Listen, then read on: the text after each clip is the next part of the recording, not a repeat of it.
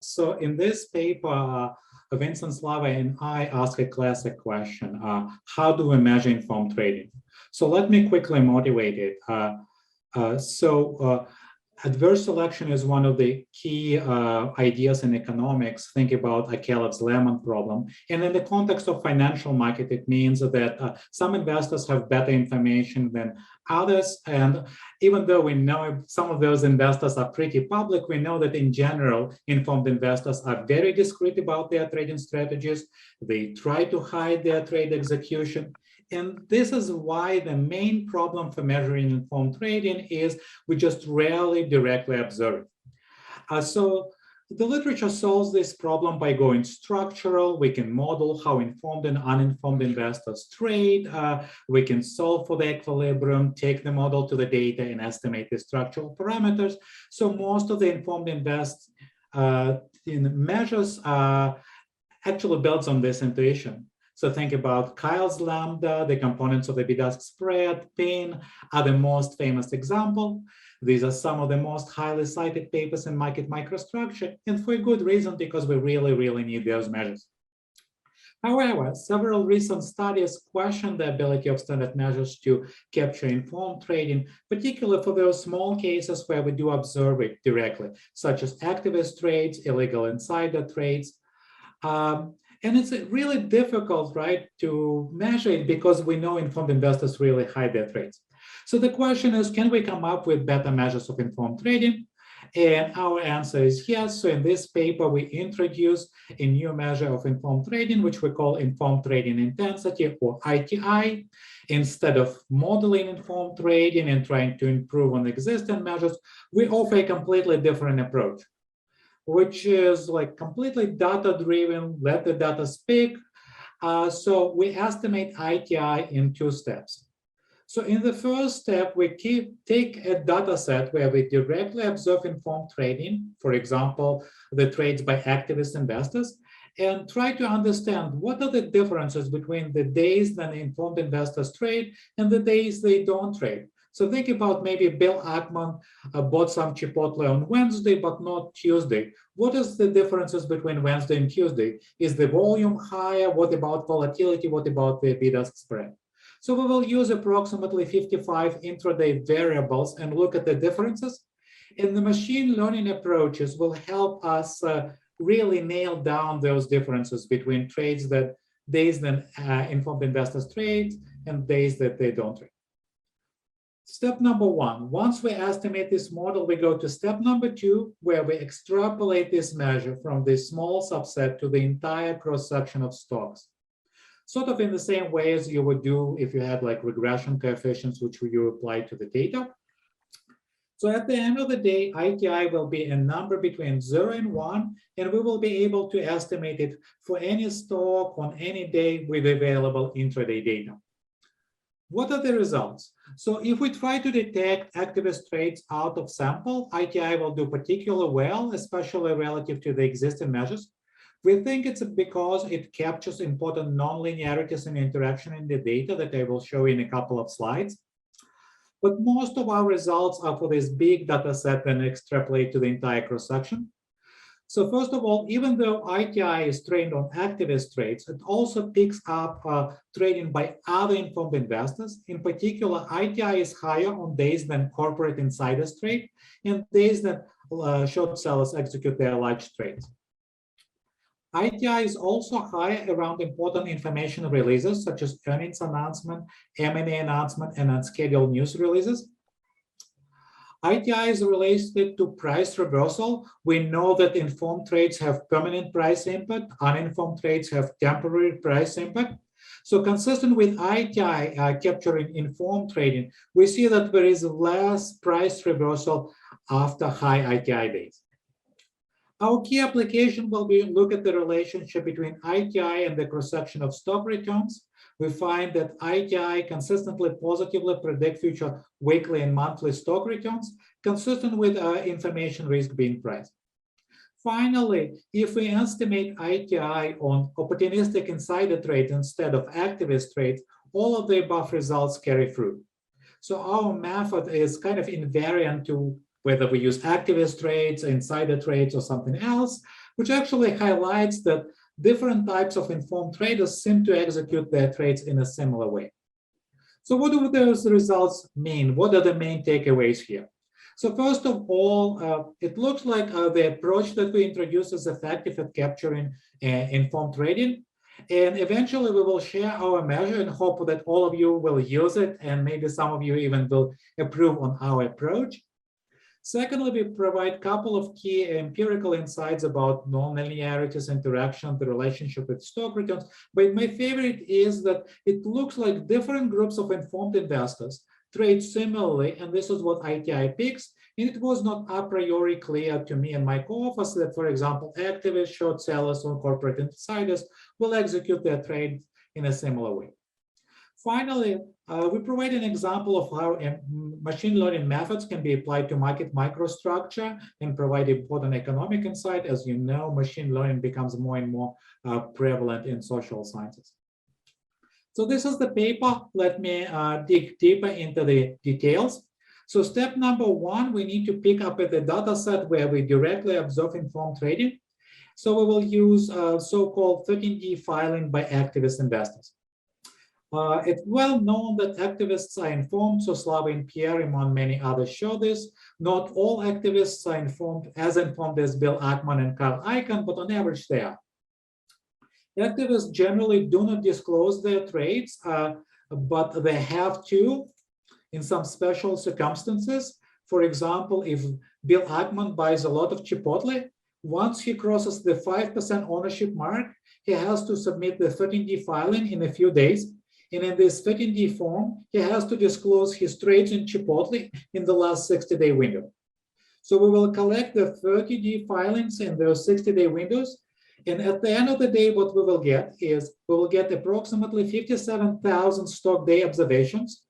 And activists will trade on 1/3 of those days, and they will not trade on 2/3 of those days. This is kind of the key. And on the days they will trade a lot, approximately 20% of daily volume. So we think that this data set really provides this high signal to noise ratio, given how active activists are on the days they trade. Oh, couple of caveats. So there are a couple of concerns with this data. First of all, activists could be special. That's number one. So they can have special type of information, or they can execute trades in a special way. That's number one. Number two, most of their trades will be buy trades. So in later tests, we will try to address those concerns. So let me spend some time on the methodology. So we have those 57,000 stock days. 2/3 of those will be zeros. Activists don't trade. 1/3 of those will be ones. And this 0-1 indicator will be our dependent variable. And we will try to distinguish between zeros and ones using 55 intraday variables from tag. More specifically, we will pick the variables from Word's intraday indicators. So Word aggregates tag data to the daily level. And we will supplement some of those variables with some of the variables that are not there. Moreover, for these 55 variables, we will standardize them, right? So that all variables have kind of equal footing, equal units. So we will take bid-ask spread, subtract the trailing 1-year average, and divide by 1-year trailing standard deviation. This is what I mean by standardizing. And this will be a concurrent prediction. So we will use, do activists traded on day I, day T and stock I, we will use the intraday variables from the same stock and day. So the key here will be the functional form F. So potentially we can use OLS, your favorite linear regression, but we suspect that nonlinearities and interactions will be particularly important. So we will use machine learning. In particular, we will be using boosting trees.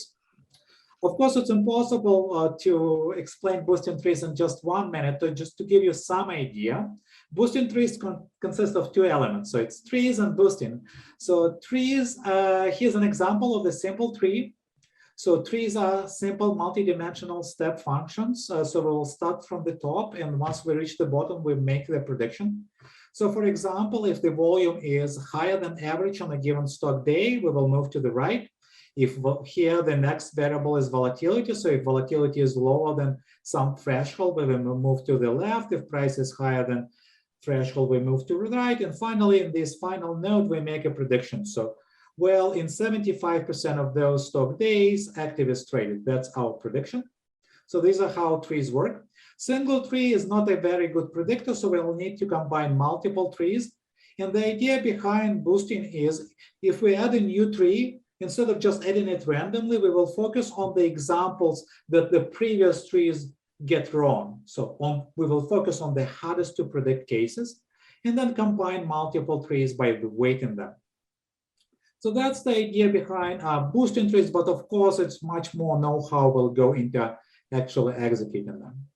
So this is a bit about the methodology. Now let's talk about the results. So we first look at this small 57,000 observation data set where we directly observe activist/informed investor trades. So we first compare different methods. So we will estimate ITI using lasso as our function. So this will be similar to the linear regression where the many coefficients shrink to exact zeros. We will also estimate ITI using random forest. Think about like some random trees combined together. And then our favorite will be ITI on the boosting trees. So what you can see is even the linear regression performs relatively well. So it's close to 7% R-square. But if we use boosted trees, the R-square doubles. And if we combine all the measures together, we can see that boosted trees dominate. So this provides some confirmation first that boosting trees work effectively at detecting activist trades. And second, it highlights that non-linearities are important because lasso is linear and boosting trees are non-linear. I also want to emphasize with all the tests in the paper are done out of sample. What it means, we split the sample into 5 parts. We estimate the models on 80% of the data. We predict for the remaining 20%, and then we rotate. A different way to highlight non-linearities will be to compare ITI to some of the common predictors that are used in market microstructure. And what we can see is ITI alone versus ITI plus those predictors. It doesn't really change the coefficient of statistical significance, and the R-square doesn't change very much. So ITI seems to kind of subsume all of the standard predictors in that. Well, what are these non-linearities and interactions that I alluded to?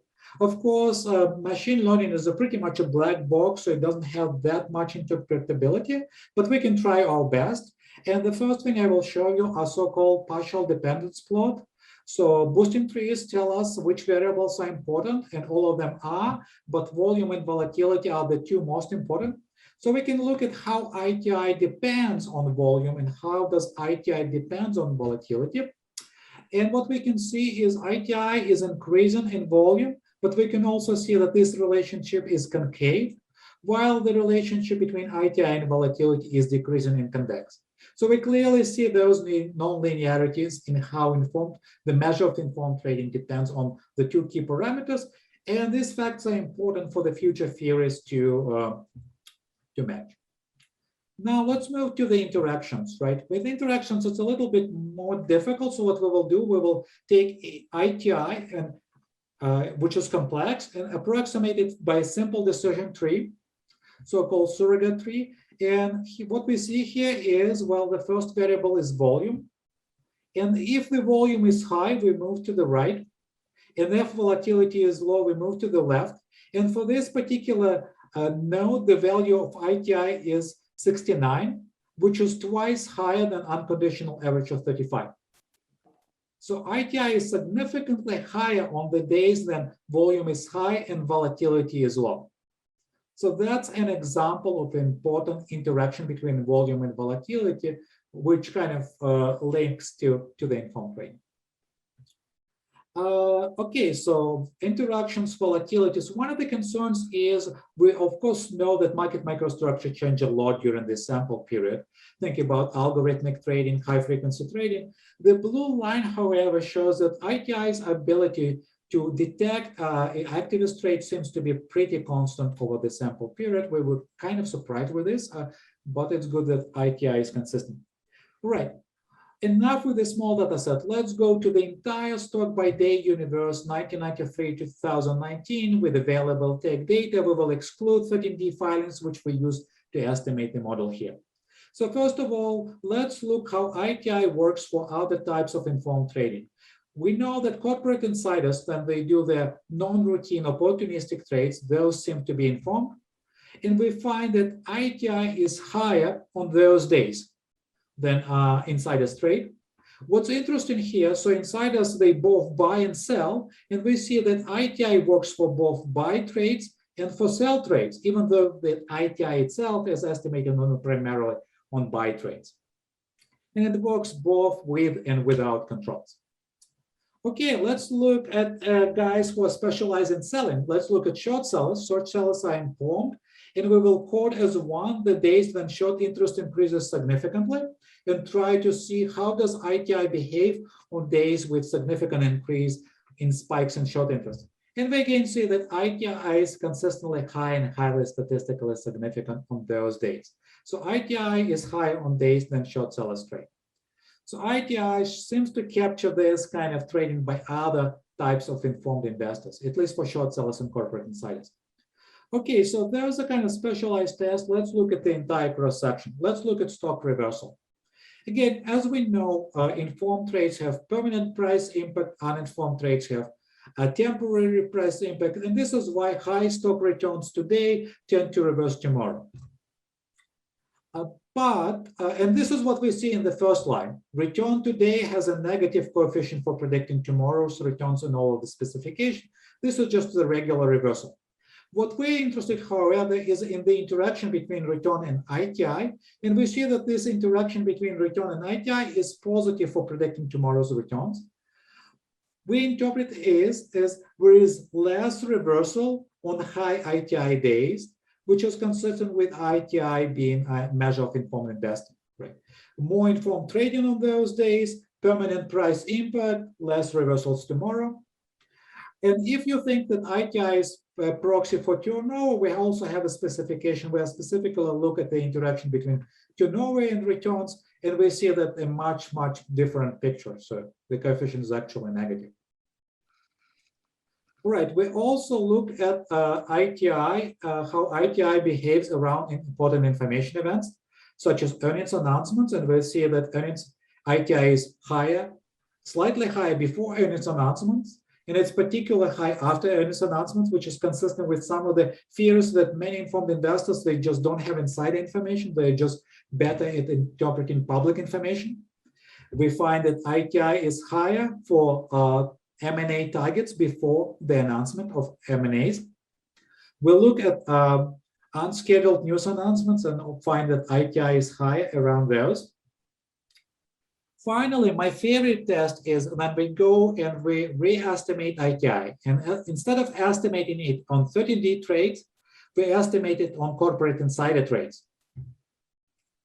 And what we find that all of the tests that I showed you before, they hold for ITI estimated on insider trades. And also, as you see in blue here, there is a very strong relationship between ITI insider and ITI 13D. We interpret this as different types of informed traders somehow tend to execute their trades in a similar way, and this is what ITI picks here. Lastly, we'll look at how ITI predicts stock returns. So there are multiple theories about whether informed trading should lead to higher future returns or lower future returns. It partially is inspired by this PIN literature that studies how PIN is related to future stock returns. So what we do is we'll look at the stock by week regression or panel regression, where we aggregate ITI to the weekly level, and we run a panel regression, which is akin to Fama-Macbeth regression, and try to predict future weekly and monthly stock returns. And we find that ITI consistently and positively predicts stock returns in all of the specifications. We control for many of the other standard predictors, plus some other measures of informed trading. In the last column, we also control for PIN measures. PIN measures turns out to be surprisingly difficult to compute. So here we only use, for the PIN column, we only use NYUC stocks because that's where we have available PIN estimates. Anyway, what we find is you can see that ITI is positive and significant. It's one of the strongest predictions. And to assess the economic magnitude, we run the decile portfolio sorts, and we find that the economic magnitude is between 4 and 6% per year, depending on the specification that we use. All right, so I'm running a little bit ahead of the schedule, which is probably good. Let me conclude. So in this paper, we introduced a new way to measure informed trading, a new approach to measuring informed trading, which seems to capture informed trading quite well. We will eventually share this measure and hope that all of you will use it. We provide several economic insights. We show that nonlinearities and interactions matter, and future theories should aim to fit those. We show that different types of informed investors seem to trade in a similar way, which is captured by ITI. And we find that more informed trading today leads to higher expected returns tomorrow. Finally, we think that this is a nice application of machine learning to market microstructure. We know that machine learning and big data are really big in social sciences these days. The problem is how you not only improve predictions using ML, but also provide important economic insight. So we think that this is a nice framework, and we're currently working on several papers on applying this ML framework to other important questions and market microstructure. So that's all that I have. Thank you again, and I'm looking forward to the comments from Elvira.